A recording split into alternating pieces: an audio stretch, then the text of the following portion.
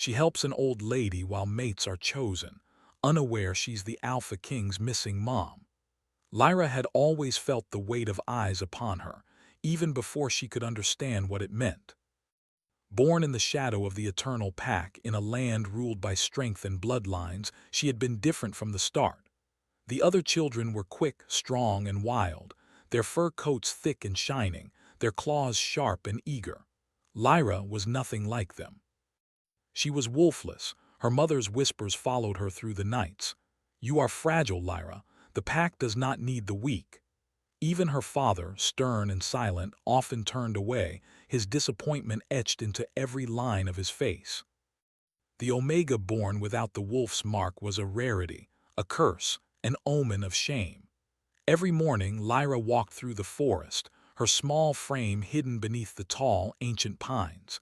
The pack's lands were beautiful, yet they felt like a prison. Wolves played, hunted, and trained under the rising sun, their laughter and growls echoing through the trees. Lyra watched silently, longing to run with them to feel the thrill of the hunt, the warmth of belonging. But every attempt ended in ridicule. The other children taunted her. "Look, it's the human child pretending to be wolf," they jeered, their voices like knives. Lyra lowered her gaze, hiding the sting in her chest. She knew they meant every word. Strength was worshipped in the eternal pack, and she had none. On the night of the moonrite, the ritual that marked every young wolf's first step into their destiny, the full moon rose like a pale silver crown. The pack gathered on the cliffs overlooking the valley, their eyes glowing, tails flicking, teeth gleaming in anticipation. Lyra stood at the edge, trembling. The elders circled her, murmuring incantations that stirred the night air with power. "Wolfless," the Alpha King's voice boomed, echoing against the rocks. He was a massive wolf, towering and proud, his eyes cold and sharp as the frozen river. "You have no place among us. Your blood carries no strength. You bring shame to the pack." Lyra's chest tightened. She had known this moment was coming, yet the words still cut deeper than any fang. She had dreamed of proving herself, of showing that strength was more than fur or fangs, but the Alpha's judgment was final. "Take her to the edge," he commanded. "Let her wander the borderlands alone. Perhaps she will find what we cannot give her, survival." Two guards approached, their eyes avoiding hers. Lyra's mother clutched her hand for a moment, a fleeting touch, and then it was gone. Lyra's heart ached as she walked toward the cliff, the wind whipping through her hair, the moonlight painting the world in silver and shadow. Behind her the pack watched silently, some with pity, most with cold indifference.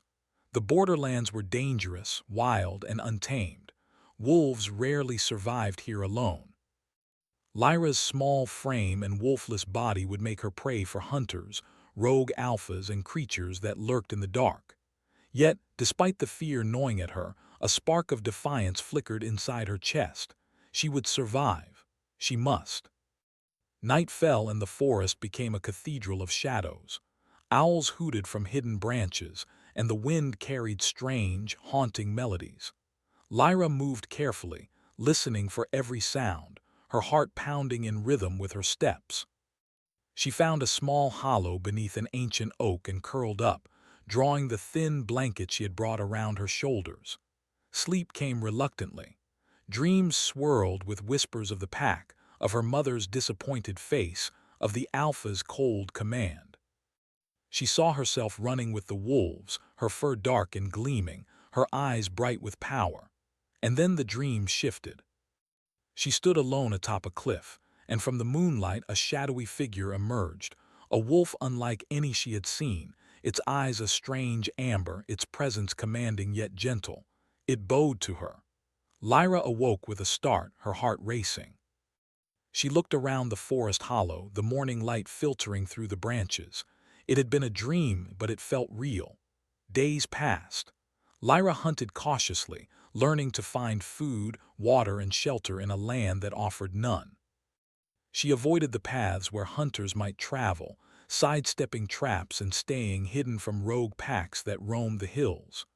Her body grew stronger, though not like the wolves of her birth. It was lean, agile and precise. She discovered small talents she had never known, an uncanny sense of direction, a heightened intuition, and strange and new, a flicker of power that surged through her chest at times of danger. One evening, as the sun dipped below the horizon, Lyra heard a cry of pain.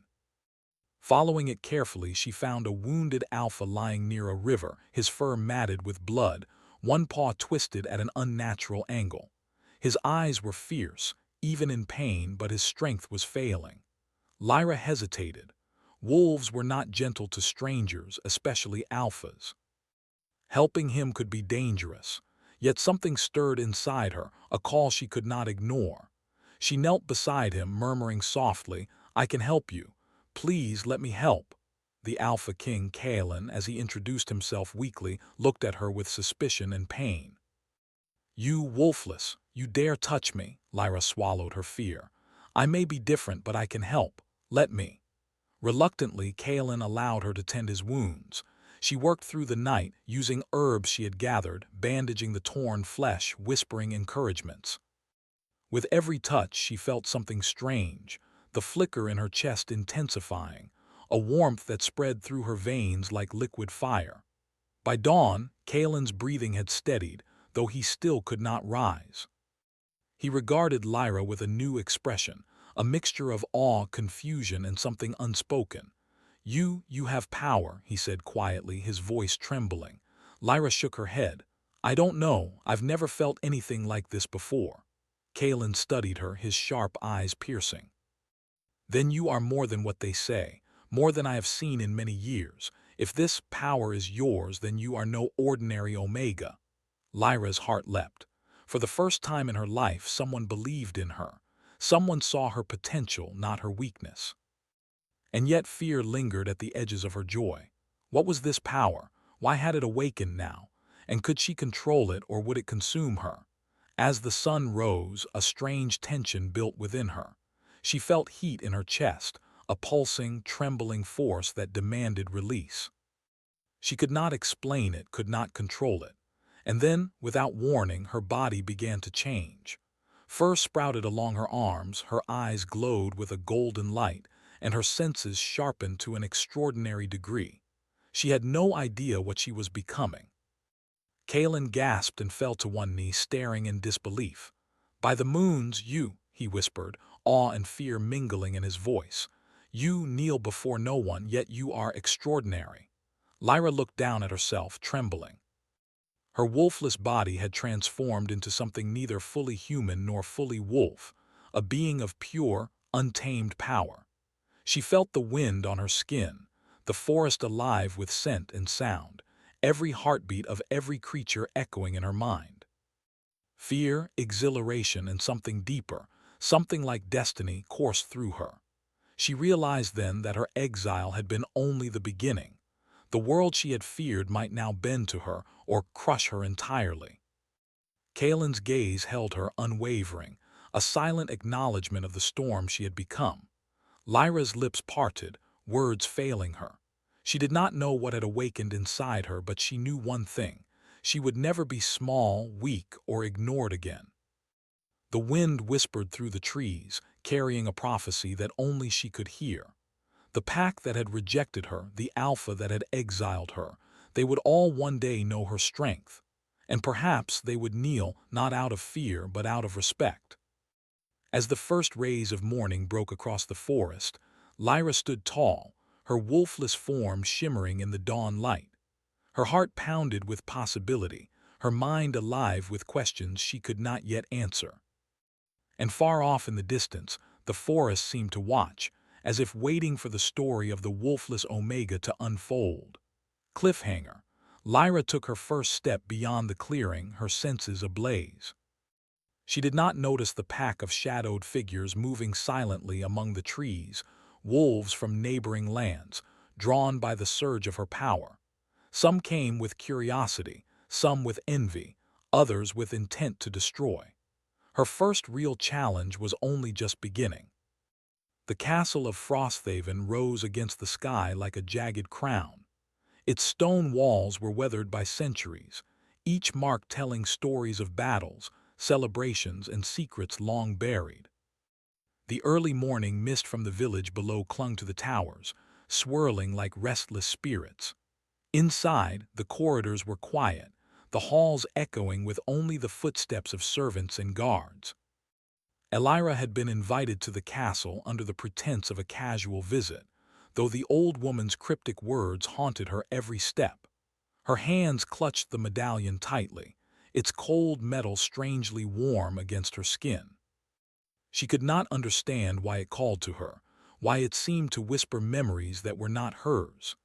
As she walked through the grand hall, her eyes caught the delicate tapestries depicting the royal family. One in particular froze her breath. A young woman, graceful and kind, smiling at a small boy and a man in royal armor. The boy's features were unmistakable, dark eyes, sharp but gentle like the Alpha King. And the woman, her heart skipped. There was something in the way the figure in the tapestry carried herself, something familiar. "Elira," a voice called softly. She turned to see Kale, the Alpha King, stepping from the shadowed hallway. His presence was as commanding as before, yet now there was a hesitancy in his movements. He approached slowly, eyes locked on her face. "You should not wander these halls alone," he said, his voice low, almost cautious. "The castle is not kind to the unaware."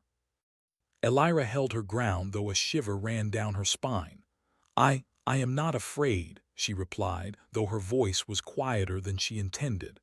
Kale studied her for a long moment. There was something in her eyes, something he could not explain. Something that drew at a memory buried deep in his heart. The medallion in her hand seemed to pulse, an almost imperceptible rhythm matching the beat of his own chest. "You carry something that does not belong to you," he said, pointing to the medallion. "Where did you find it?" I found it in the village," Elira answered. "It rolled to me from the carriage. I only meant to return it." Kale's jaw tightened. The symbol engraved on the medallion was unmistakable, his mother's symbol, the same medallion that had disappeared with her decades ago. Yet Elira was not his mother, or so he told himself. Still, the resemblance, the presence, the pull of the artifact, everything about her unsettled him. "Come," he said finally, turning toward the inner courtyard. "We should speak where it is quieter." As they walked, Elira felt a strange sense of déjà vu. The castle seemed familiar, not in a way she had ever seen before, but in a way that felt like half-remembered dreams. The stones beneath her feet, the archways, even the distant clang of the smithy, all whispered to her in echoes she could not yet name. In the courtyard, the wind carried the scent of the forest and distant rain. Kale leaned against the stone balustrade, his gaze still fixed on her. "You are not like the others," he said quietly. "The women chosen to stand before the pack today, they are trained, prepared, and aware of the roles they must play. You do not even know what is happening, yet fate seems determined to place you here." Elira tilted her head, confused. "Fate?" she asked. I only try to help people. I never thought about destiny or prophecy." Kale's eyes darkened. "Some things find you whether you seek them or not. And you are part of something far greater than yourself. I can feel it. It is as though the threads of your life are tangled with mine and with this castle." The wind tugged at Elira's hair as she took a hesitant step closer. I don't understand. What do you mean?" Kale's lips pressed into a thin line. "You will in time, but not yet. There are truths, painful truths, that you are not ready to face." Before Elira could reply, a soft voice echoed from behind them. "You are ready more than you know." They both turned. The old woman from the village stepped out from the shadows of the archway, her eyes sharp yet gentle. She held herself with an authority that belied her frail appearance. "Child," she said, addressing Elira, "the past has not abandoned you. It waits, it watches. Every choice, every kindness you have shown has led you here. But beware, the path ahead is not without danger." Elira glanced at Kale. His expression was unreadable, but there was tension in the line of his shoulders, a struggle she could feel even without understanding it. "Danger?" Elira whispered. What kind of danger? The old woman did not answer immediately. She let the words hang in the air, heavy with meaning. Then slowly she said, "The curse that tore the royal family apart is not dead. Those who seek to control power and fear the return of the queen, they will stop at nothing." Kale's eyes sharpened, the storm behind them reflecting the sudden unease that settled over the courtyard. "The curse," he said. "What do you mean?" "You do not yet know Alpha King," the old woman replied. "But she, her gaze flicked to Elira, carries what was lost. And those who would prevent her from reclaiming it will try to destroy all that she holds dear." Elira felt a chill run down her spine. "Me, destroy what I hold dear? I don't even know who I am." "You will," the old woman said softly, "and soon. But first, you must awaken what has been hidden. Memories, powers, truths buried by time and fear, they will come, little by little." Kale's hands clenched at his sides. He had ruled Frosthaven with strength and wisdom, but now a new weight pressed on him. He had always feared loss, always feared betrayal. Yet in Elira he saw both a threat and a light, a presence that unsettled him but also pulled at his heart. I feel strange when I'm here," Elira admitted. "It's like I've been here before or that I belong here, but I don't remember it." Kale studied her carefully, noting the small gestures, the way her fingers brushed the medallion, the curve of her lips when she frowned in thought, the subtle strength in her posture. She was untrained, unprepared, yet she carried herself with an instinctive grace that commanded attention. "You belong here more than you know," Kale said finally, his voice low, almost a whisper. "And I do not yet understand why." The old woman stepped closer, her eyes softening as she looked at Elira. "You will understand, child, but be wary. Power stirs in places unseen. Enemies watch in silence and allies may hide in shadows. Trust must be earned and courage must be claimed from within." A sudden gust of wind blew through the courtyard, scattering loose leaves and carrying the scent of rain. Elira felt a strange tingling in her chest, a warmth that seemed to rise from the medallion itself. She gasped lightly, clutching it closer. What is this feeling?" she asked. "It is recognition," Kale said, almost reluctantly. "Not all of it is yours, some of it is mine, some of it belongs to the past, but it is calling to you, to us, and soon it will demand answers." The sky darkened further, clouds gathering as if reflecting the tension in the courtyard. Elira felt her heart race, not with fear, but with a strange sense of anticipation. She did not understand why, but the world around her seemed alive, as though it waited for her next move. The old woman's eyes glimmered with something between sadness and hope. "Remember, child, destiny is not kind to those who hesitate. The threads of your life are now entwined with this castle, with the Alpha King, with forces you cannot yet see. Be ready. You must be ready." Elira swallowed hard, trying to steady herself. I will try," she said softly. Kale's gaze softened slightly, though the storm in his eyes remained. "Try, yes, but know this, trying is not enough. You will need to be brave, clever, and unyielding. The choices you make from this moment will shape not only your life, but the fate of Frosthaven itself." A distant rumble of thunder rolled across the horizon. The first drops of rain began to fall, pattering against the stones of the courtyard. Elira looked up at the darkened sky, feeling the weight of the old woman's words and Kale's presence pressing around her. And then, in the midst of the gathering storm, a shadow moved across the far end of the courtyard, a figure cloaked in darkness, watching, silent. Elira did not see it at first, but the medallion pulsed in her hand, warm and urgent as though warning her. The old woman's voice broke the tense silence. "They are coming, and soon, child, you will face your first true test." Elira's heart pounded. She did not yet know what lay ahead, but she felt the threads of her life tightening around her, pulling her toward a destiny she could not yet understand. Kale stepped closer to her, his hand brushing lightly against her arm. Not touching, yet enough to make her pulse quicken. "Whatever comes," he said quietly, "know this, you will not face it alone. But even as his words reassured her, the shadow lingered unseen, waiting. And somewhere deep in the castle, a voice whispered from the darkness, "Soon the past will awaken." And with it, the power that has slept too long. Elira's grip on the medallion tightened. She did not yet know what it meant, but she felt it deep in her bones. Nothing would ever be the same again. The castle of Frosthaven had always been a place of grandeur and silence, but now it felt alive in a way that made Elira uneasy.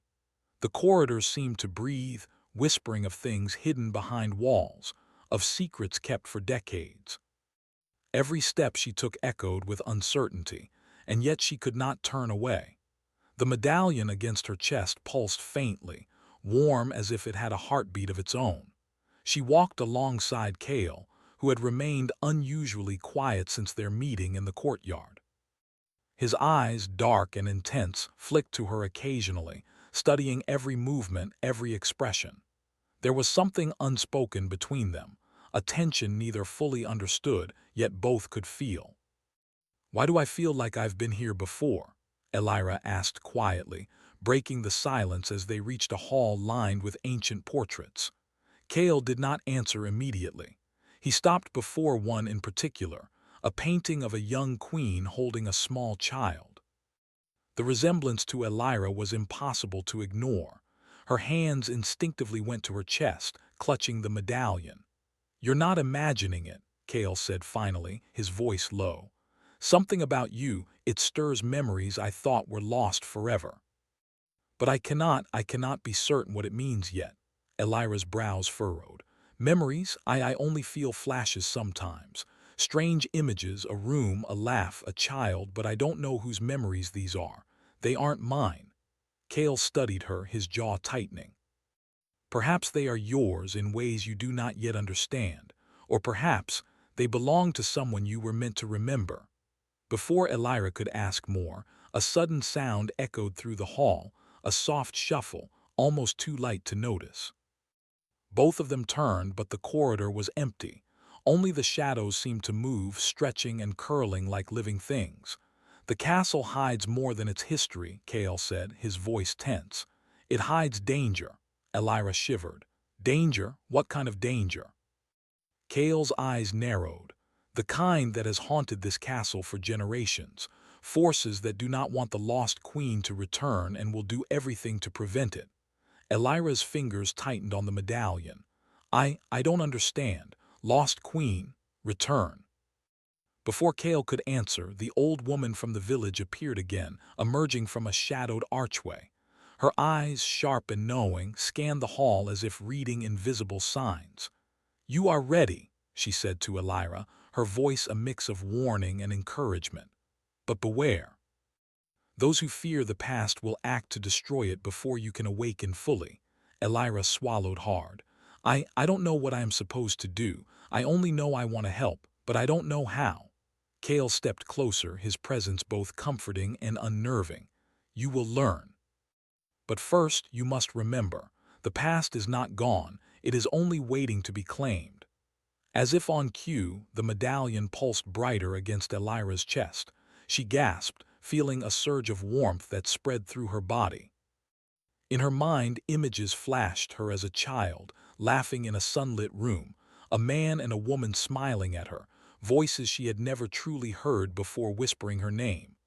I see something," she whispered, her voice trembling. I remember, but I don't know why." Kale's eyes widened. "It is beginning," he said softly. "The memories, they are coming back." Suddenly, the castle seemed to shift. The air grew thick, charged with energy. Shadows moved along the walls as if the past itself was stirring. The old woman raised a hand, muttering words that Elira did not understand, and the shadows recoiled slightly, as if in fear. Elira's pulse quickened. "What is happening?" "The past is alive," the old woman said, "and it seeks to reveal itself. You are the key, child." "But the key can be dangerous in untrained hands." Kale's gaze hardened. "And that is why we must prepare. The enemies who fear her return will not wait. They will strike, and if they succeed—" His voice faltered slightly, betraying the depth of his worry. We will lose everything. Elira felt a surge of fear, but also determination. Then I will not fail, she said firmly, gripping the medallion. I don't fully understand, but I know I must try. Kale studied her for a long moment, and in his eyes she saw both respect and a growing attachment. You are brave, he said finally, perhaps braver than you realize. Their moment was interrupted by a sudden clatter from the upper hall. Both of them turned to see a shadow detach itself from the wall, moving swiftly down the corridor. Elira's heart raced. Someone is here, Kale said, his voice low and commanding. He stepped in front of Elira protectively, though his eyes never left the shadow. The figure halted, partially cloaked in darkness, and then vanished as quickly as it had appeared. Yet the air remained tense, charged with the lingering sense of threat. The enemies are close, Kale said grimly. They are watching, waiting for a sign of weakness. And they will exploit it if they can. Elira nodded, her resolve hardening. Then I will not give them a sign. The old woman approached, placing a hand on Elira's shoulder. Good. Courage will be your ally, child, but wisdom must guide it. Learn what you can, for the hour of trial will come sooner than you think. Kale's eyes flicked to the medallion. And time is shorter than we hope. The threads of fate are tightening. Soon we must act, or all may be lost.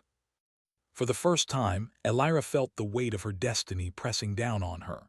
She had lived a simple life, helping where she could, unaware of the forces at play around her.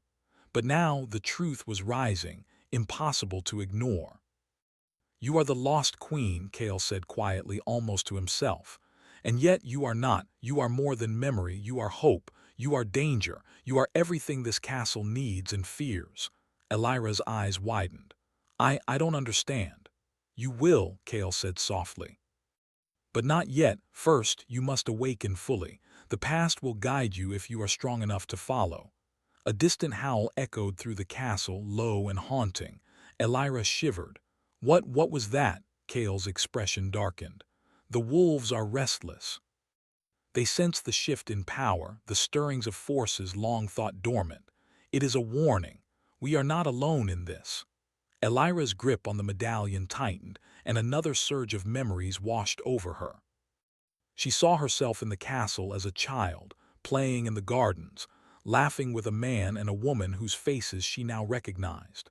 She saw a dark figure lurking, watching, and a moment of fear that had led to her disappearance. I remember, she whispered, tears welling in her eyes. I remember everything. Kale stepped closer, his hand almost brushing hers. Then we begin, he said.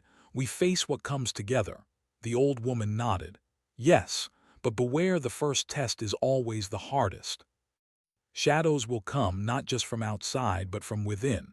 You must trust yourself and each other. The castle seemed to tremble, as if acknowledging the weight of her words. The shadows shifted along the walls, curling and twisting, alive with intent.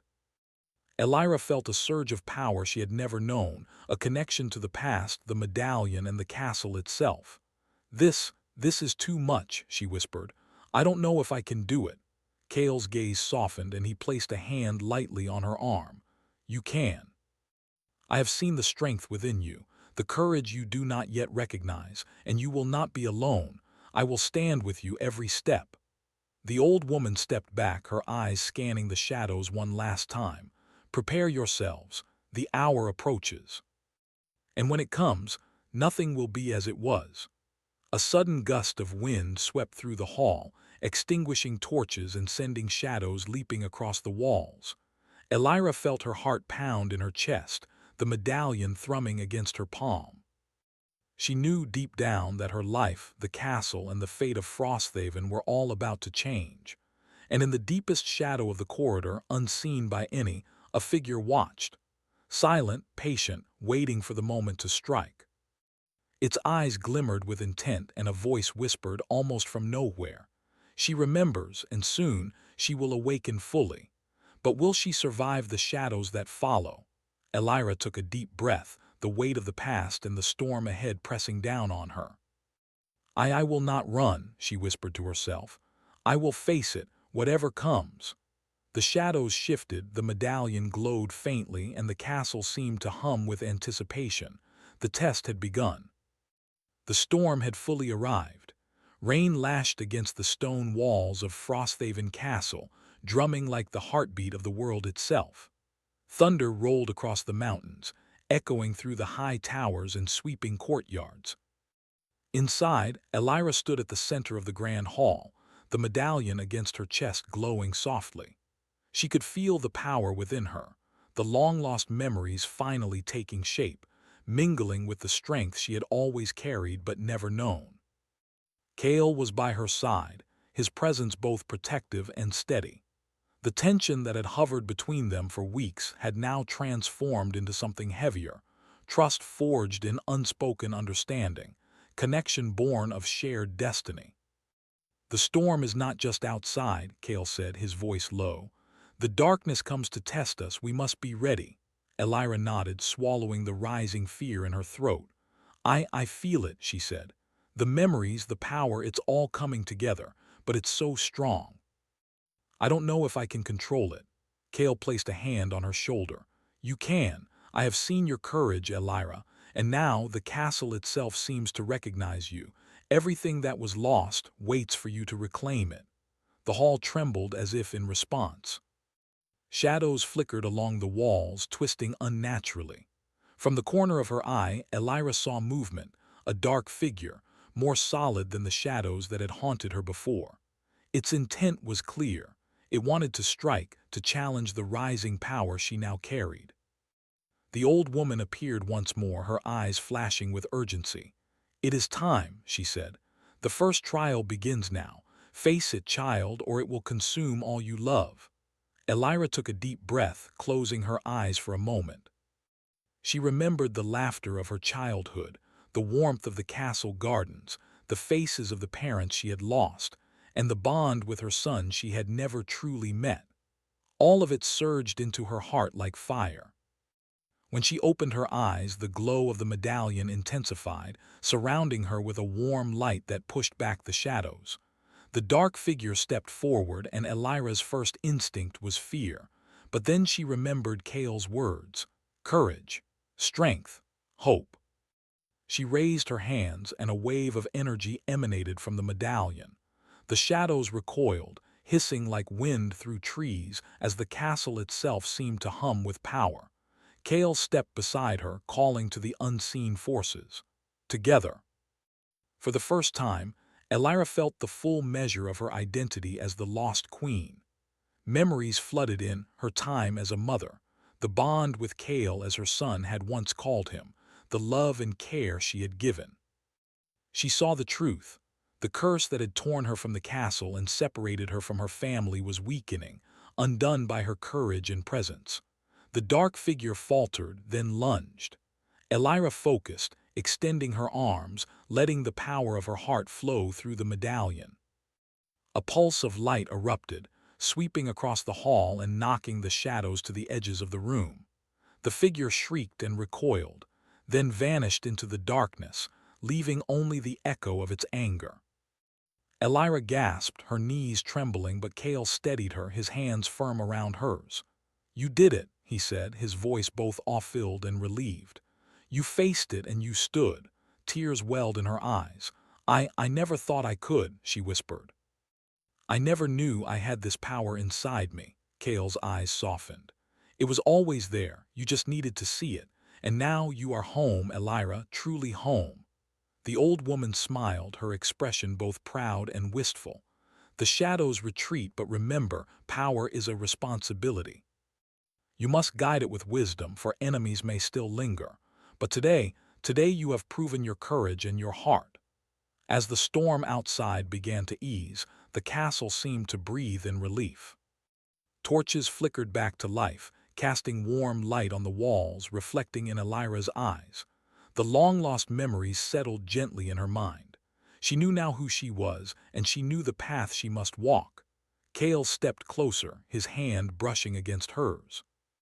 "Elira, I feared you were lost forever, and now here you are, not just alive but stronger than I ever imagined." Elira's heart fluttered. "You don't have to say it," he interrupted softly, his hand resting over hers. "I can feel it. I can see it. The bond between us, it was never broken, and now it is stronger than ever." The old woman nodded approvingly. "The past has been reconciled, but the future, that is yours to shape. Together, you will guide Frosthaven into a new age. The pack, the kingdom, the lost children, all will be protected by the strength you now carry." Elira looked at Kale, then around the hall, and finally back at the glowing medallion. I don't know if I'm ready for everything," she admitted, "but I know I will try. I will protect what matters. I will face whatever comes next." Kale smiled faintly, the storm of his worries melting into relief. "And I will stand with you, always." For a long moment they simply stood there, side by side, as the castle seemed to settle around them. The shadows that had haunted Frosthaven receded into the corners, leaving the hall bright with candlelight and a promise of hope. Then a sound echoed from the far corridor, a soft, tentative knock. Elira and Kale exchanged a glance, and together they moved toward it. A young boy stepped forward, wide-eyed and trembling. He carried a small bundle wrapped in cloth. Elira's breath caught. She knelt, opening the bundle gently. Inside lay a small toy, worn but familiar. Memories flooded her again, the laughter of her children, the warmth of her family, the joy she had thought lost forever. Kale placed a hand on her shoulder. "They are waiting for you," he said softly. "The family you have missed, they are here." Elira's eyes glistened with tears. I thought I had lost them forever." "You never lost them," Kale said, "and now we can rebuild what was taken, together."